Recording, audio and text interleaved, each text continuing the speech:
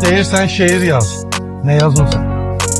Təpədən dırnağa şeirsən qadın, nəyini vəsf edim, nədən söz açım, sən özün hər şeyi deyirsən qadın.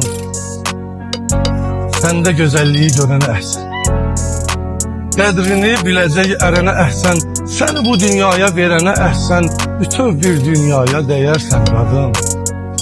Anasan, anasan, bacısan, övladsan, yarsan, torpaqsan, ocaqsan, qeyrətsən, arsan, nə gözəl varlıqsan, nə gözəl varsan, haqqın var özünü öyəsən qadın.